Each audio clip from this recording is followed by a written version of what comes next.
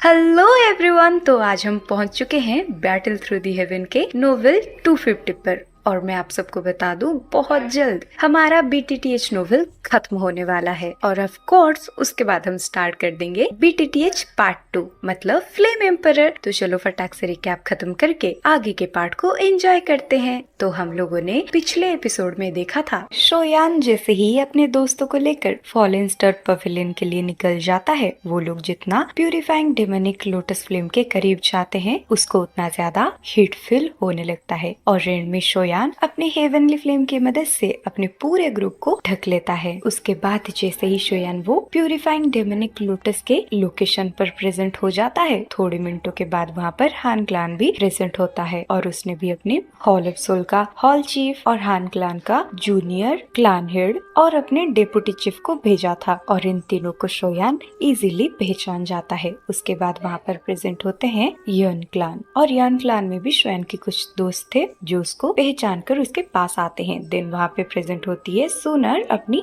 गु क्लान के साथ। फिर शोयान अपने एल्डर गुनानाई से शोयान को इंट्रोड्यूस करवाती है। उसके बाद सुनर भी अपने कुछ पुराने दोस्तों से मिलकर काफी खुश हो जाती है और मास्टर याओलाओ से मिलकर वो पहले उनको सॉरी बोलती है अपने प्रीवियस बर्ताव के वजह से। फिर शोयान जैसे ही शूनर को पूछती है तुम्हारे गु क्लान से इतने कम बंदे क्यों आए हैं। फिर शूनर शोयान को बोलती है ये प्यूरिफाइंग डेमोनिक लोटस फ्लेम को हासिल करने के लिए तुम जितने बंदों को डिस्पैच करोगे वो तुम्हारे लिए ही गलत होगा। उसके बाद शूनर शोयान को और कुछ सीक्रेट्स बताती है ये प्यूरिफाइंग डेमोनिक लोटस के बारे में। फिर एपिसोड 250 के स्टार्टिंग में हमें दिखाई जाती है एल्डर गुनानाई को और इसी टाइम पर उनकी नजर जाती है ओजुआन के ग्रुप की तरफ। अब वो कहते हैं एल्डर हुयाओ अनएक्सपेक्टेडली इस बार यान क्लान ने आपको डिस्पैच किया है। अब एल्डर गुनानाई की ये बात को सुनकर यान क्लान का वो एल्डर कहते हैं क्लान हेड ने हमें इंस्ट्रक्ट किया है अच्छा होगा कि कोई भी ये प्यूरिफाइंग डेमोनिक लोटस को सबड्यू ना कर पाए। ये बातों को सुनकर गुनानाई अपने सर को हिलाते हुए बोलता है एल्डर हुयाओ क्या आपको सच में ऐसा लगता है कि ली क्लान के डिसअपियर होने के पीछे हमारा गु क्लान का हाथ है। अब ये सुनने के बाद यान क्लान के बंदे एक दूसरे को घूरते हुए कुछ भी नहीं बोलते। अब एंड में कुछ टाइम तक शांत रहने के बाद एल्डर हुयाओ कहते हैं कि हमारे लिए इस मामले को इन्वेस्टिगेट करना इम्पॉसिबल है, लेकिन गु क्लान और हान क्लान सबसे बड़े सस्पेक्ट्स हैं। इस वजह से हमारा अलर्ट रहना बहुत ही ज्यादा जरूरी है क्योंकि हम नहीं चाहते हमारा अंजाम भी वो ली क्लान की तरह हो। ये बोलते ही वो पीछे मुड़कर चले जाते हैं। अब एल्डर होयाओ को ऐसे जाते हुए देख एल्डर गुनानाई को बहुत ही ज्यादा गंदा फील होता है। अब इसी टाइम पर इन दोनों के बीच के बात को सुनकर शोयान बोलता है लगता है ली क्लान के डिसअपियर होने की वजह से सारे के सारे एंसेंट क्लान एक दूसरे से बहुत ही ज्यादा कॉशियस हो चुके हैं और अगर हान क्लान और गु क्लान में से चुनाव होगा कौन सा पार्टी कॉल्प्रेट है तो मेरा शौक नेचुरली हान क्लान पर ही जाएगा क्योंकि बिना किसी का रियलाइज करे हुए वो ली क्लान पूरे तरीके से डिस्ट्रॉय हो चुका है और किसी को कुछ क्लू भी नहीं मिला वो क्लैन एक ही रात में अचानक से वैनिश कहाँ हो गया और कैसे हो गया। और आखिरकार रातों रात अगर एक क्लैन को वैनिश करना हो ये सिर्फ गु क्लैन और हान क्लैन ही कर सकता है। अब एल्डर गुनानाई बोलते हैं क्योंकि प्यूरिफाइंग डेमोनिक लोटस फ्लेम यहाँ पर अपीयर हो चुकी है तो फिर याओ क्लैन और शे क्लैन पक्का इसके अंदर इन्वॉल्व होंगे तो शायद उनकी टोली भी यहाँ पर प्रेजेंट हो रहा होगा। अब जब बात होती है याओ क्लैन की तब मास्टर याओलाओ की आंखों में कुछ कॉम्प्लिकेटेड एक्सप्रेशन आ जाते हैं। अब थोड़े टाइम के बाद एल्डर गुनानाई बोलते हैं अब हमें शांति से उस टाइम का इंतजार करना होगा उस रियलम के अंदर एंटर करने के सही मौके का। उसके बाद ही सिचुएशन हमें बताएगा आगे जाकर हमें ये प्यूरिफाइंग डेमोनिक लोटस के ऊपर हम जीत हासिल कर पाएंगे या नहीं। अब इसे देखते देखते आधा घंटा और बीत जाता है और उसके बाद याओ क्लैन और शी क्लैन भी प्रेजेंट हो जाता है लेकिन वो किसी को भी अप्रोच नहीं करते। अब याओ क्लैन के जो तीनों बंदे सबके सामने अपीयर हुए थे उनमें से एक बुढ़े का नाम होता है याओ वांगुई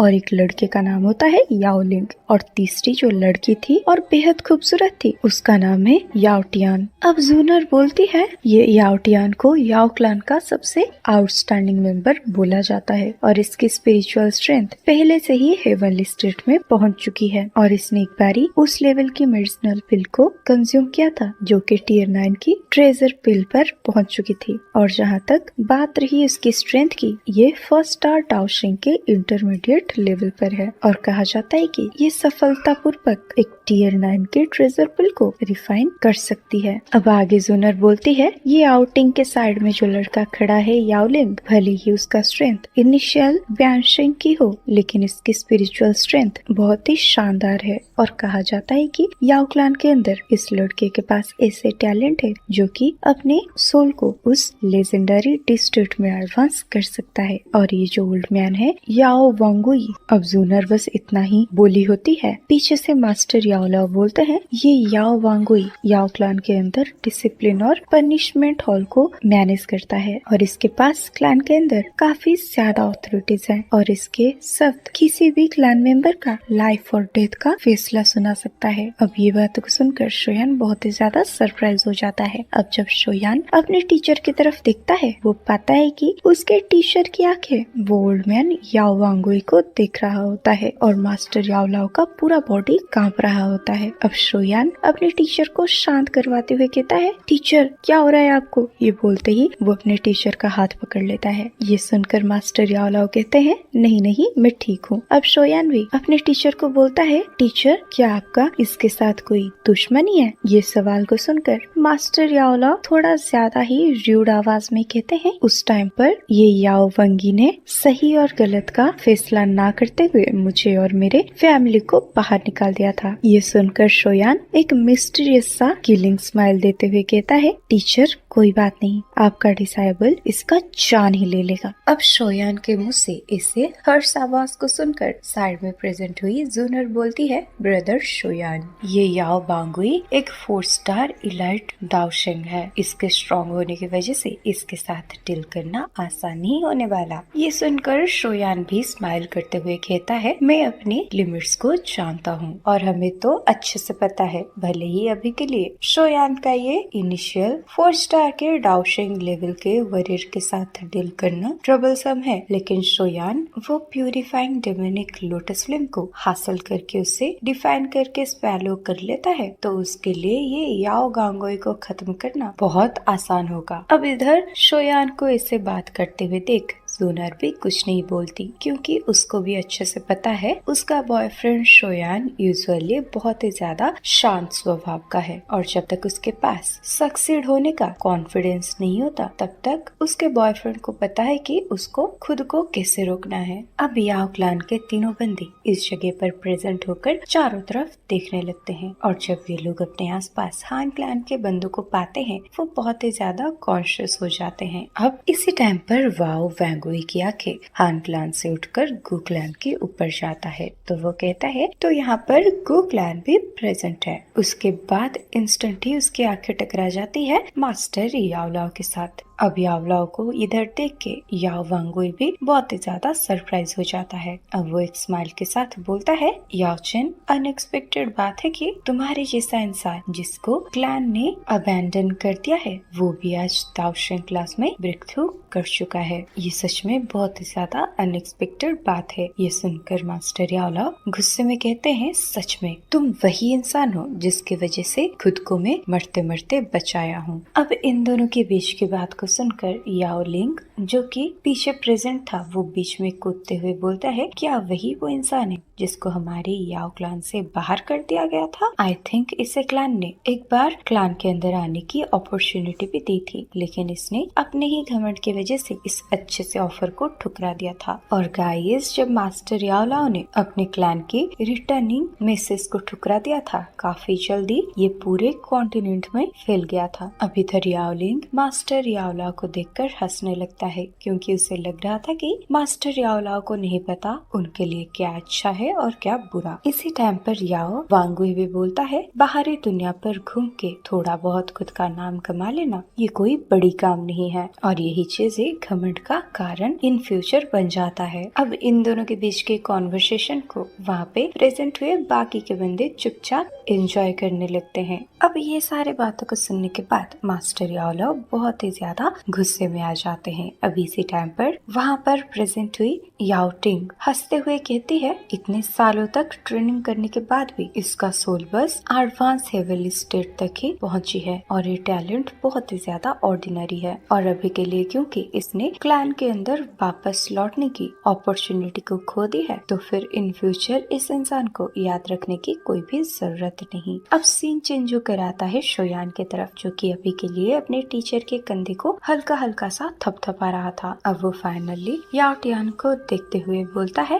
तुम्हें ट्रेन करते हुए इतने साल हो चुके हैं, लेकिन तब भी तुम्हारा सोल एडवांस हेवनली स्टेट पर अटकी हुई है। सच में क्या याओ क्लैन का ये टॉप पर्सन बस इतना ही है? अब अचानक से शोयान के मुंह से ये सारे बातों को सुनकर याओ लिंग और याओ टियान बहुत ही ज्यादा सरप्राइज हो जाते हैं। इसी टाइम पर याओ टियान शोयान को घूरते हुए एक कोल्ड स्माइल देते हुए कहती है, तू आखिर अपने आप को क्या समझता है? क्या तुझे ऐसा लगता है कि मुझे क्रिटिसाइज करने की तेरे पास औकात भी है? ये सुनकर शोयान स्माइल के साथ ग्रेट करते हुए कहता है, मैं याओ चेन का डिसाइबल शोयान हूँ। ये सुनकर याओ टियान हंसते हुए कहती है, अच्छा तो तुम हो पिल टावर का पिल गैदरिंग कंपटीशन का विनर सोयान। नहीं, लेकिन ये सो कॉल्ड पिल गैदरिंग कंपटीशन बस फालतू लोगों का कंपटीशन है, और इसका मेरे याओ क्लैन के सामने कोई भी वैल्यू नहीं है। इसी टाइम पर याओ टियान भी और भी ज्यादा गुस्से में कहती है, तुमने क्वालिफिकेशंस के बारे में पूछा नहीं? तो अगर उसकी बात की जाए, हमारे क्लैन में तुम्हारे टीचर का भी मेरे साथ इस तरीके से बात करने की क्वालिफिकेशंस नहीं है, लेकिन अभी के लिए क्योंकि तुम अपने मुंह को कंट्रोल नहीं कर पा रहे हो, तो फिर तुम्हें इसकी कीमत तो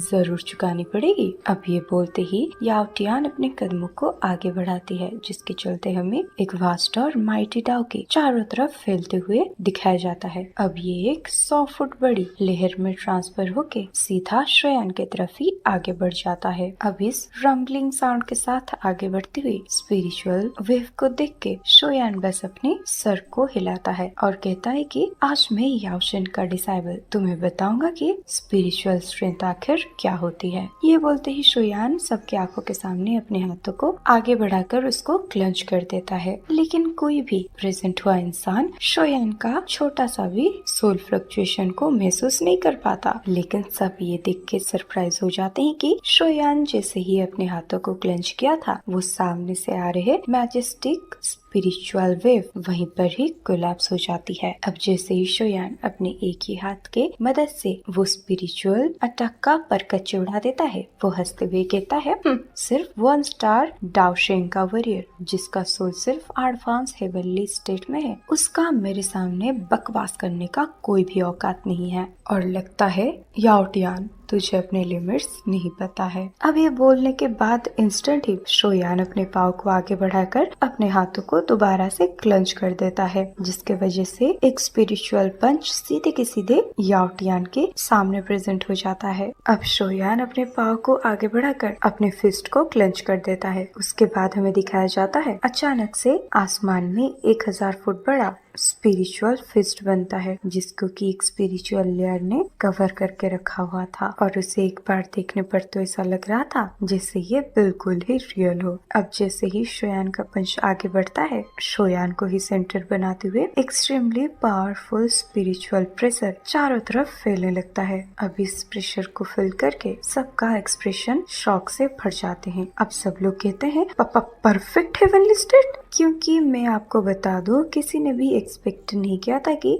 इतने कम यंग एज में शोयान परफेक्ट हेवनली स्टेट में एंटर कर भी पाएगा। और इस टाइम पर याओ क्लैन के तीनों ही बंदे समझ जाते हैं कि ये तीनों ही शोयान के मैच नहीं है और ये याओ गांगुई इतने सालों से मॉन्स्टर की तरह कल्टीवेशन करने के बाद भी अभी तक परफेक्ट हेवनली स्टेट में पहुंच नहीं पाया। इसी टाइम पर जैसे ही याओ गांगुई सेंस करता है शोयान के ये अटैक को याओ टियान बिल्कुल भी सहन नहीं कर पाएगा, तो वो इंस्टेंट ही चिल्लाकर कहता है, ए लड़के तेरा इतना हिम्मत। ये बोलते ही वो याओ टियान को पकड़ के अपने से पीछे कर देता है और साथ ही साथ अपने बॉडी से टाओकी को वो रिलीज करते हुए एक फिस्ट को क्रिएट करके शोयान के वो पावरफुल पंच के साथ टकरा देता है। अब बैंग साउंड के साथ जैसे ही वो एक दूसरे के कांटेक्ट में आते हैं वो याओ गांगुई फोर्सफुली एक कदम पीछे लेता है और उधर शोयान अपनी जगह से टच से मस नहीं होता। इसी टाइम पर पीछे प्रेजेंट हुआ याओ टियान बोलती है, एल्डर गांगुई ये लड़कियों को खत्म कर दो। दरअसल याओ टियान अपने हार का बदला लेना चाहती थी, उसको भरोसा ही नहीं हो पा रहा था वो इस शोयान का एक भी हमले को झेल नहीं पाया है। लेकिन ये बस याओ टियान बोल ही पाई होती है, वो फील करता है उसके सामने के स्पेस से एक स्पिरिचुअल स्ट्रेंथ बाहर आई है। अब पलक झपकते ही सारी की सारी स्ट्रेंथ घोस्ट की तरह एक फिगर में ट्रांसफर हो जाती है और ये फिगर होता है शोयान का सोल अवतार। अब शोयान को अपने सामने अपीयर होते हुए देख याओ टियान बहुत ही ज्यादा सरप्राइज हो जाती है। अब वो चिल्लाकर बोलती है, स्पिरिचुअल अवतार। अब वो खुद को बचाने के लिए फटाक से सारे के सारे डाउके को चारों तरफ रिलीज करने लगती है। अब इसी टाइम पर याओ गांगुई के पास भी उतना टाइम नहीं होता कि वो याओ टियान का हेल्प भी कर सके। लेकिन जब याओ टियान अपनी टाउके को सर्कुलेट करने की कोशिश कर रही थी, हम सामने प्रेजेंट हुए शोयान के स्पिरिचुअल अवतार के फेस में एक कोल्ड स्माइल को देख पाते हैं। अब शोयान का स्पिरिचुअल अवतार का हाथ ऊपर उठता है और एक ही सेकंड में सबके कानों में एक थप्पड़ की आवाज आती है।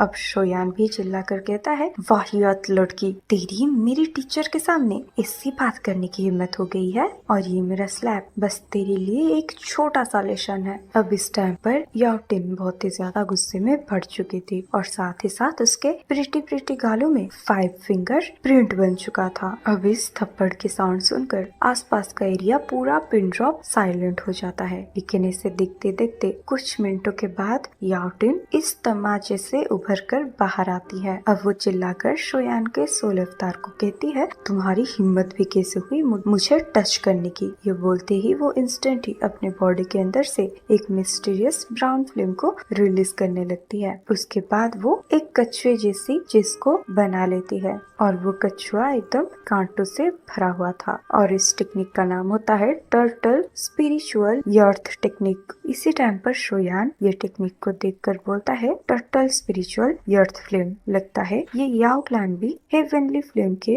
मामले में पीछे नहीं है और ये जो फ्लेम है ये हेवनली फ्लेम की रैंकिंग में 13th नंबर पर है। अब इधर याओ टिन जैसे ही ये फायर स्पिरिट को क्रिएट कर देती है वो अचानक से बहुत ही ज्यादा फ्यूरियस हो जाती है। अब वो चिल्लाकर बोलती है, अब तुम मरेगा। अब वो फायर स्पिरिट जैसे ही अपने पैरों को आगे बढ़ाती है वो अपने पेनी से पूंछ को सीधे के सीधे शोयान के सर के ऊपर ही टारगेट करती है। अब इस चीज को देखकर शोयान के स्पिरिचुअल अवतार के फेस में एक स्माइल आती है। अब शोयान कहता है, स्मॉल ट्रिक। ये बोलते ही शोयान आसमानों में एक 10,000 फुट बड़े से फायर ड्रैगन को क्रिएट करता है। अब वो फायर ड्रैगन बड़े स्मूथली अपने पूंछ को फटकारते हुए सीधे के सीधे वो जंगली टर्टल के बॉडी में जाकर टकरा जाता है, जिसके चलते हम उस टर्टल की आंखों को डीम होते हुए देख पाते हैं। और शोयान का ये ड्रैगन होता है 3000 हेवनली फ्लेम, जो कि हेवनली फ्लेम रैंकिंग के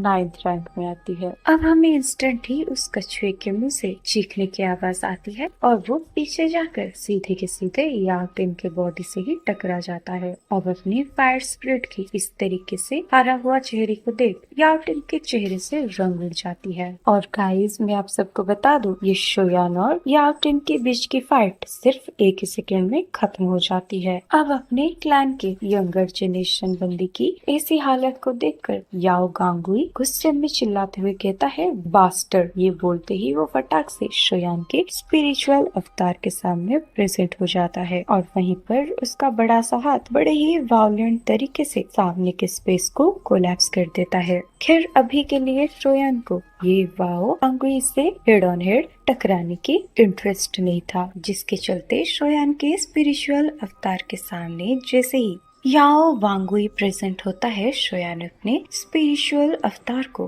बिखरा कर अपने बॉडी में वापस ले आता है। अब इधर अपने अटैक को इस तरीके से मिस होते हुए देख याओ वांगुई अपने सर को उठाकर शोयान को देखते हुए कहता है, शोयान तेरा ऐसा करने का हिम्मत भी कैसे हुआ। अब ये बोलते ही वो फटाक से शोयान के सामने अपीयर हो जाता है और अपने पंच को उसी के तरफ ही थ्रो कर देता है। अब जियान जो कि शोयान के सामने प्रेजेंट थी वो याओ वांगुई को इस तरीके से हमला करते हुए देख शोयान के सामने प्रेजेंट होकर इस अटैक को ब्लॉक कर देती है और कहती है, ओल्ड घोस्ट तू कुछ ज्यादा ही बकवास नहीं कर रहा क्या? तुझे सच में ऐसा लग रहा है तू अभी भी यहाँ पर अपनी मनमानी कर सकता है? ये बोलते ही जियान अपने हाथों को क्लेंच करके अपने पीछे एक गोल्डन ड्रैगन को क्रिएट कर लेती है। अब वो ड्रैगन जाकर सीधे के सीधे हेवी तरीके से टकराता है याओ वांगुई के पंच के साथ। अब जिस पल में उन दोनों का हमला एक दूसरे के साथ टकराती है, याओ वांगुई फोर्सफुली कई कदम पीछे लेता है और जैसे तैसे करके खुद को संभालने के बाद वो बोलता है,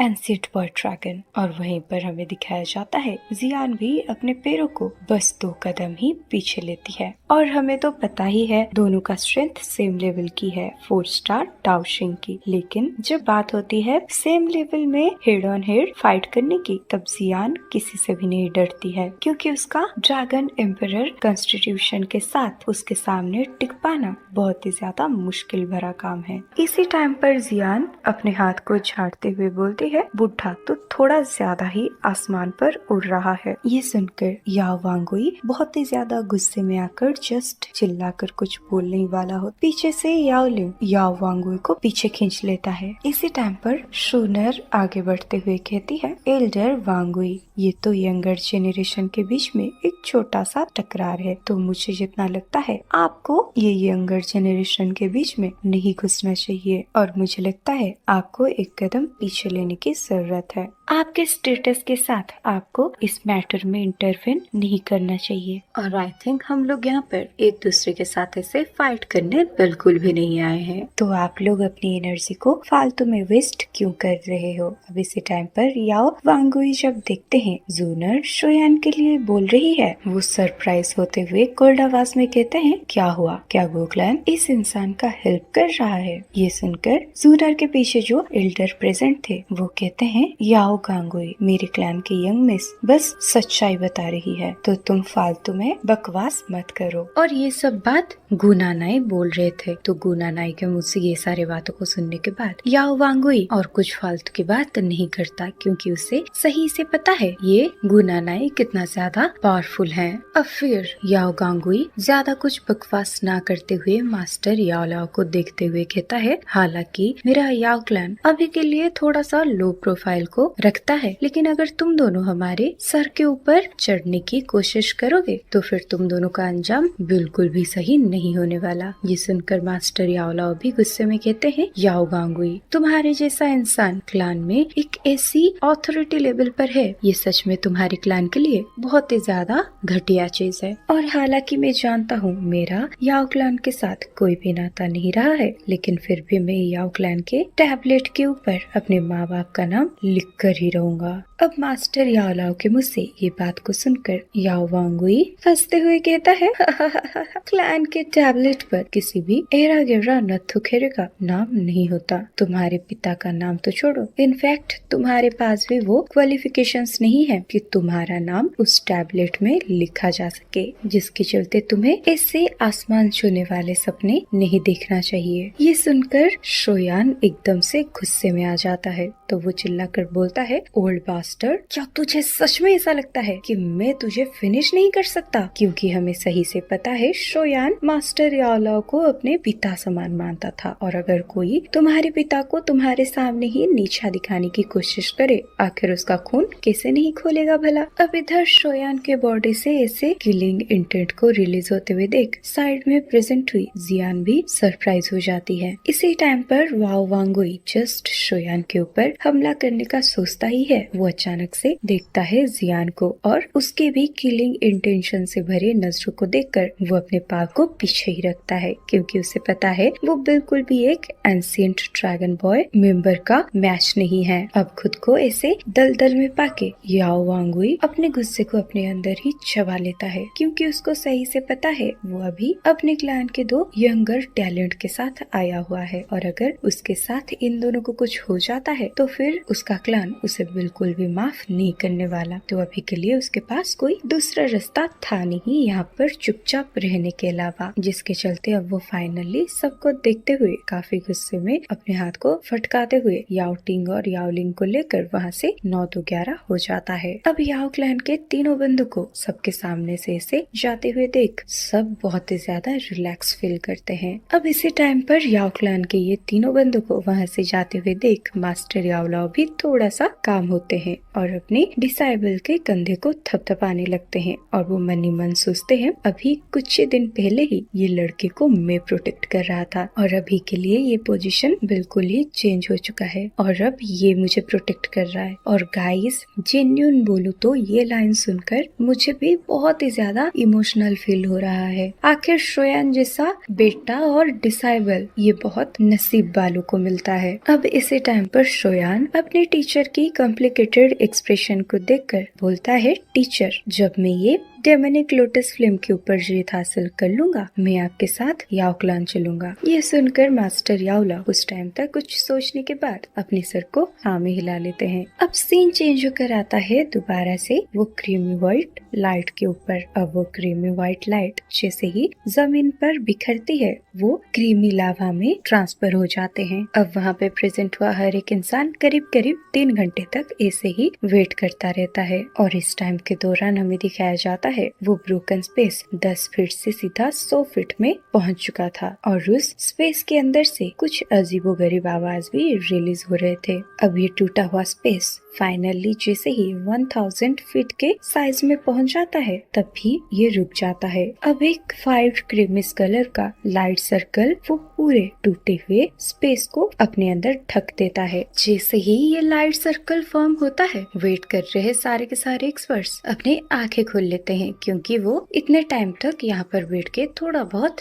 ट्रेनिंग कर रहे थे। अब सारे बंदे सेंस करते हैं कि एक ही पल में इस जगह का टेम्परेचर कई गुना बढ़ गया है, और इस टाइम पर जूनर भी अपनी आंखें खोल लेती है, और अब वो शोयान के ग्रुप को देखकर बोलती है हमारा मूव करने का टाइम आ चुका है। अभी इसी टाइम पर हमें चारों तरफ से कई सारे बीट फ्रेसिंग साउंड सुनाई देते हैं। अब आसमान में इकट्ठे हुए सभी लोग अपने पावरफुल ओरा को रिलीज करते हुए लाइटनिंग स्पीड से उस डिस्ट्रैक्टिव स्पेस के तरफ बढ़ जाते हैं। अब वो सब एक ही पल में बैंग बैंग बैंग साउंड के साथ उस लाइट सर्कल के साथ टकरा जाते हैं। अब फाइनली सबको आगे बढ़ते हुए देख शोयान भी अपनी जगह से खड़ा हो जाता है, और वो मन ही मन कहता है प्यूरिफाइंग डेमोनिक लोटस फ्लेम, मैं इस दिन का बहुत टाइम से इंतजार कर रहा था। इसी टाइम पर शूनर दोबारा से शोयान को कहती है ब्रदर शोयान, आपके ग्रुप में जिसका स्ट्रेंथ बैनशिंग से कम लेवल का है वो इस डेमोनिक फ्लेम रियलम में एंटर ना करे तो आपके लिए ही अच्छा है, क्योंकि ये प्यूरिफाइंग डेमोनिक लोटस फ्लेम को सबड्यू करने में ज्यादा नंबर्स का कोई भी काम नहीं है। ये सुनकर शोयान अपने सर को हाँ में हिलाता है, और भले ही शोयान के साथ आए हुए एक्सपर्ट्स सारे के सारे टॉप टियर के एक्सपर्ट्स हैं, लेकिन इस टाइम पर इस रियलम में इन सब का पसीना छूट रहा है, जबकि ये इस रियलम से बाहर हैं। तो अगर वो लोग फालतू में इस रियलम के अंदर चले जाते हैं तो इनका जिंदा बाहर आने का चांसेस बहुत ही ज्यादा कम होंगे। अब इसी टाइम पर फटाक से मास्टर याओलाओ पीछे मुड़ के अपने ग्रुप को कहते हैं तुम सब लोग वापस जाके अलायंस को अच्छे से गार्ड करो। ये सुनकर वहाँ प्रेजेंट हुए फॉलन स्टार पवेलियन के बाकी के पावरफुल एक्सपर्ट्स ऐसा फील करते हैं जैसे उनके बॉडी से एक भारी वजन कम हो गया है। अब वो फटाक से ग्रेटफुल आवाज में कहते हैं जी पवेलियन चीफ। अब ये बोलते ही वो लोग फटाक से पीछे उड़कर जाने लगते हैं। इसी टाइम पर हमें दिखाया दिखाया जाता है। थोड़ा सा दूरी पर प्रेजेंट हुआ होजुआन शोयान की तरफ हाथ हिलाते हुए बोलता है, हा हा हा ब्रदर शोयान, तो चलो हम इसके अंदर एंटर करते हैं। अब ये बोलते ही वो एल्डर हुयाओ के साथ सीधे के सीधे वो क्रीम व्हाइट लाइट क्लस्टर के अंदर चला जाता है। अब फाइनली ये लोग डिसअपियर हो जाते हैं और इधर सारे एंशिएंट क्लैन के मेंबर्स को लाइट क्लस्टर के अंदर एंटर करते हुए देख शोयान अंदर से काफी ज्यादा एंशियस फील करने लगता है। अब वो अपनी उंगलियों को टाइट करके बोलता है, चलो हम भी अंदर चलते हैं। इसी टाइम पर शोनर एक अजीब सी आवाज में कहती है, brother Shoyan, purifying demonic lotus flame किसी भी इंसान के अंदर की इमोशंस को अपने डेमोनिक फ्लेम के सोल्स के रूप में इस्तेमाल कर सकता है, और जिस पल ये डेमोनिक फ्लेम किसी के बॉडी के अंदर अपीयर होगी उसका सोल का नामो निशान नहीं बचेगा। इस वजह से इस रियलम के अंदर एंटर करने के बाद चाहे आपको कुछ भी दिखाई दे, आपको अपने इमोशंस को इस तरीके से शांत रखना है कि जैसे कि आप बिल्कुल भी खुश या फिर फियर फील नहीं कर रहे हो, क्योंकि अगर आपने अपने इमोशंस को कंट्रोल नहीं किया तो फिर आपके इमोशंस ये डेमोनिक फ्लेम को अपनी तरफ अट्रैक्ट कर देगा। तो गाइस, ये जूनर ने जो जो बोला है वो आगे जाकर सच होगा भी या नहीं, वो तो हमें नेक्स्ट पार्ट में ही पता चलेगा, क्योंकि अभी इसी के साथ यहीं पर ही खत्म होता है बैटल थ्रू द हेवन का आज का नोवेल एक्सप्लेनेशन पार्ट। तो गाइस, आप लोगों के बोलने के मुताबिक मैं अब 30 मिनट्स के वीडियोस तो डाल रही हूँ, लेकिन फिर भी गाइस आप लोग वीडियो को लाइक और शेयर नहीं करते, ना ही कमेंट करते हो। तो गाइस, मुझे थोड़ा सा मोटिवेट करने के लिए आप लोग ये तो कर ही सकते हो, क्योंकि ये चीज बिल्कुल ही मुफ्त है। और अगर आपको आगे की पार्ट को फटाक से देखना है तो आप देख सकते हो, क्योंकि आगे के वीडियो मेरे चैनल में अवेलेबल है, लेकिन उसके लिए बस आपको मेरी चैनल की मेंबरशिप लेनी पड़ेगी। तो गाइज, ये तो फुल्ली आपके ऊपर ही डिपेंडेबल है, लेकिन वीडियो में कमेंट और वीडियो को लाइक करना ये तो मुफ्त है ना, ये तो आप कर ही सकते हो। तो अगर वीडियो पसंद आई है तो वीडियो को लाइक और वीडियो में एक प्यारा सा कमेंट करना बिल्कुल ही मत भूलिएगा। तो चलो बाय, मिलते हैं नेक्स्ट वीडियो में।